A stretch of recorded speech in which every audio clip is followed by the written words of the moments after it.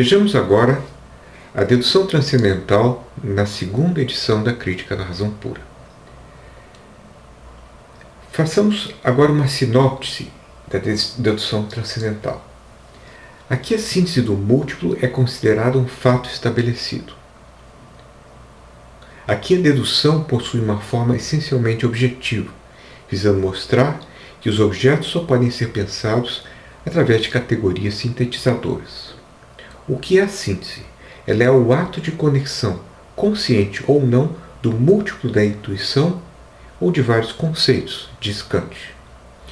Como a síntese é um ato de espontaneidade, ela não pode ser função dos sentidos, pois esses são meramente receptivos.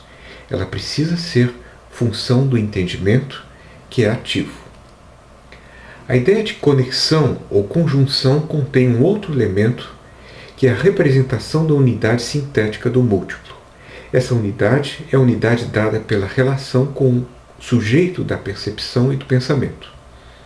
Só pela unidade da consciência é possível o trabalho sintetizador do entendimento.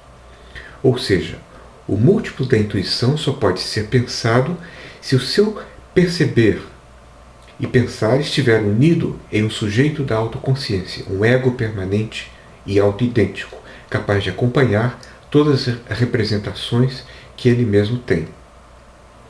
Como Kant escreve, o eu penso deve ser capaz de acompanhar todas as minhas representações.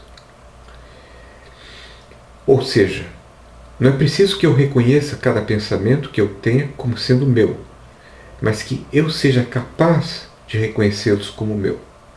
A síntese tem como condição de possibilidade que exista sempre uma mesma consciência acompanhando todo perceber e todo pensar. Kant chama essa propriedade do eu penso de poder acompanhar o múltiplo da intuição de apercepção pura. A palavra apercepção significando o mesmo que autoconsciência. A percepção pura difere da percepção empírica, que é a consciência de um estado psíquico que eu tenho como sendo meu. Esse estado psíquico é fragmentário e imutável, como bem notou Hume. Se me experiencio em um dado instante, o objeto dessa experiência é um feixe de representações que poderá ser diferente do feixe de representações que me for dado no instante seguinte. Sendo assim, o objeto da percepção empírica, o que podemos chamar de eu empírico, não pode ser o fundamento da síntese. Por isso, a experiência pressupõe a unidade transcendental da autoconsciência, o que podemos chamar de eu transcendental. Embora esse eu transcendental não possa ser objeto da experiência, podemos ter a percepção pura dele como condição fundamental necessária para que os objetos me sejam dados. Sem que os múltiplos da intuição sejam trazidos à unidade da apercepção, não pode haver experiência nem reconhecimento de objetos. Note-se que Kant não quer dizer que primeiro tenhamos consciência de um eu para depois sintetizar.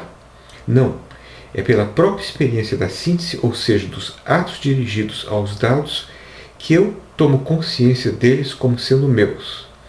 E assim tomo consciência de mim mesmo como sujeito de toda a experiência possível. A síntese implica na unidade transcendental da autoconsciência. Além disso, precisamos distinguir entre juízos subjetivos e objetivos.